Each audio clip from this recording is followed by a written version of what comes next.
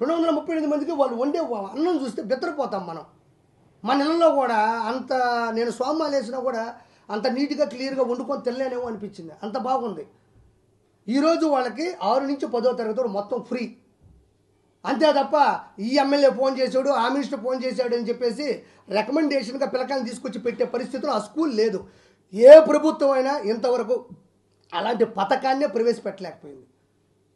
ఏ CM APM ప్రవేశపెట్టలేనటువంటి ఒక పథకాన్ని మన నెల్లూరు జిల్లాలో ఉండే వేమిరెడ్డి ప్రభాకర్ రెడ్డి గారు ఆ పథకాన్ని ప్రవేశపెడితే దాన్ని కట్టుబడి ఈరోజు పనిచేస్తున్నారు.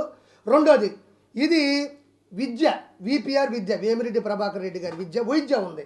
మళ్ళీ పాము కాటు వాళ్ళకి, డయాబెటీస్ పేషెంట్లకి, రక్త పరీక్షలకి, స్కానింగ్ సెంటర్లకి, వాటికి ఇటుకు కూడా రోజుకు ఒక నర్సు ఉంటుంది, ఒక అంబులెన్స్ ఉంటుంది, ఒక డాక్టర్ ఉంటాడు, ఒక ఆఫీస్ బాయ్ ఉంటాడు. మొత్తానికి ఎంతమంది వస్తే వాళ్ళకి ఫ్రీ. ఆ తర్వాత ఈ పాత నెల్లూరు జిల్లాలో ఉండేటువంటి 10 కాన్స్టిట్యున్సీ 10 నియోజకవర్గాల్లో కూడా వాటర్ ప్లాంట్లు, శుద్ధమైనటువంటి పారిశుద్ధ్యం, నీటు పారుదల. మొన్న నేను ఆర్వేనపాడుకు పోతే ఉందాడ 10 కాన్స్టిట్యున్సీలో కూడా 100కి పైకి కూడా విపిఆర్ ఫౌండేషన్ ద్వారా ఈరోజు వాటర్ ప్లాంట్స్ పెట్టడం జరిగింది. ఇవన్నీ పెట్టడం వల్ల ఆయనకి ఏమొస్తుంది? ఈరోజు ఆయన అత్యున్నత స్థానంలో ఉన్నాడు, గౌరవప్రదమైనటువంటి రాజ్యసభ సీటు కూడా అనుభవించారు. చక్కని భార్య ఉంది, చక్కని కుటుంబం, చక్కని స్థాయి స్తోమత స్థానం ఉన్న వ్యక్తి. ఇవన్నీ చేయడం వల్ల ఇది రెడ్డి అనే పదానికి నిర్వచించదగ్గటువంటి ఆలోచన విధానం. ఒక పూరి పిల్లకాయల్ని చదివించడం కావచ్చు, నీళ్లు కావచ్చు, తర్వాత వైద్యం కావచ్చు. వాళ్ళ నాన్న ఈరోజు నెల్లూరు జిల్లాలో కుల మతాలకి వర్గాలకి సంబంధం లేకుండా ఫస్ట్ మా ముస్లిం సోదరుల నుంచే స్టార్ట్ చేస్తా. రొట్టెల పండుగకి ఎన్ని కోట్ల రూపాయలు ఇచ్చాడో వాళ్ళకే తెలుసు. క్రిస్టియానిటీ పండుగ వచ్చినప్పుడు ఎన్ని కోట్లు ఇస్తాడో మనకే తెలుసు. లక్ష దీపోత్సవం, వెంకటేశ్వర కళ్యాణం జరిగితే అన్లిమిటెడ్. తిరుమల అని తలపించే విధంగా ఇక్కడ సెట్ చేసి ఆ మహానుభావుడు అంతమంది చేస్తూ ఉన్నాడంటే నాకు అనిపించింది. ఎందుకు చెప్పానంటే ఇవన్నీ నేను ఒక లాక్డౌన్లో ఒక యూట్యూబ్లో నెల్లూరులో వేదాయపాలెంలో ఉంటే చూసి నాకు నేనే భావోద్వేగానికి గురి అయిపోయి, ఒక వ్యక్తి డబ్బులు ఎంతమందినా సంపాదిస్తారు, ఇలాంటిది ఆలోచించవలసిన అవసరం ఏముంది? దానికి భక్తి మార్గాన్ని చూపిస్తున్నాడు, చదువు మార్గాన్ని, నీటి పారుదల మార్గాన్ని, ప్రతి ఒక్కరి యొక్క పరిస్థితుల్ని గమనించి ఆయన డబ్బుల్ని హెచ్చించి ఆయన ఏ ప్రోగ్రాం చేసినా ఆయన ఉంటాడు. డబ్బులు ఇచ్చేసి మీరు చేసుకోండి అని ఏదో గలీజ్గా ఆయన ప్రవర్తించడు. అదే చెప్పింది పెద్దారెడ్డి అనే పదానికి నిజమని అర్థం. ఆయన ఇవన్నీ నేను ఎప్పుడైతే లాక్డౌన్ వచ్చిందో లాక్డౌన్లో నేను చూసి నేను భావోద్వేగానికి గురయ్యి ఈ 5 సంవత్సరాల పరిధిలో నేను వేసుకున్న లోగో ఇది విపిఆర్, వేమిరెడ్డి ప్రభాకర్ రెడ్డి గారి లోగో.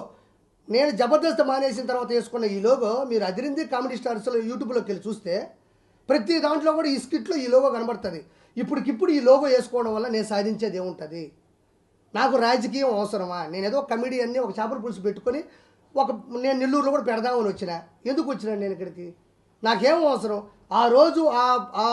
ఆ రోజు ఈ లోగో వేసుకోవాల్సిన అవసరం ఉంది. ఈ రోజు నేను ఏదైతే భావోద్వేగంగా మాట్లాడినానో అదే భావోద్వేగం ఆ రోజు కూడా మాట్లాడి మా ఎమ్మి ఫస్ట్ అర్థం కాల మా వైఫ్కి. అది నా పేరు ఎందుకు వేసుకో, ఏదో ఊరికి నేనింది. ఆయన గురించి తెలిసిన తర్వాత ముందు వేసుకుని రాబోదు. ఆ లాక్డౌన్లో వేసుకున్న ఆ పదం మీదే నిలబడ్డా, నెల్లూరు పెద్దారెడ్డి పేరు పెట్టిన, నెల్లూరు పెద్ద. ఇదంతా విషయం నేను ఎంతో ఇప్పుడు వాళ్ళ ఆవిడ ఉంది ప్రశాంత్ రెడ్డి గారు ఉన్నారు, ఏదో ఆశ్చర్యకరమైన మాటలు మాట్లాడుతున్నారు. ఆవిడ 2వ పెళ్ళి, 3వ పెళ్ళి, 5వ పెళ్ళి. ఎవరెవరు జీవితాలు ఎవరిని నిర్ణయించగలం? నాకు మొన్న అయింది పెళ్ళి, మీ అందరూ తెలిసిన విశాఖపట్నం పామ్ బీచ్లో అయింది.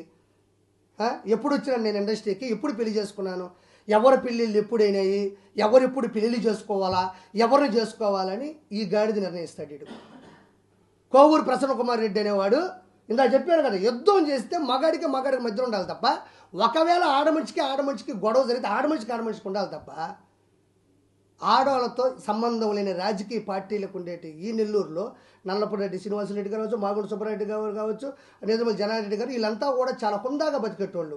ఎక్కడ కలిసిన ఆడవాళ్ళు గౌరవించేవాళ్ళు, ఆడవాళ్ళ గురించి మాట్లాడకుండా వెళ్ళే పరిస్థితులు సృష్టించిన వాళ్ళ పిల్లకాయలే వీళ్ళందరూ, బయట వాళ్ళు కూడా కాదు. మళ్ళీ వాళ్ళ ఇష్టము. వేమిరెడ్డి గారు కష్టపడ్డారు, ఇష్టపడి పెళ్లి చేసుకున్నారు. ఈరోజు బాంచేత నేను సవారీ చెప్తుండా, ఈరోజు పెళ్లి చేసుకున్న మీ పిల్లలకు సంబంధించిన ఫోటోలు మీ ఇంటికి వస్తే తప్ప, మీ ఇంట్లో మజ్జిగ తాగితే తప్ప, మీ ఇంట్లో అన్నం తింటే తప్ప కనబడవు. ఆ మహానుభావుడు ఈ వయసులో కూడా తన భార్యని ప్రతి ఫ్లెక్సీలో పక్కన పెట్టుకొని, నా భార్యకి నేను సమానమైన ధర్మం ఇవ్వాలి, నా భార్య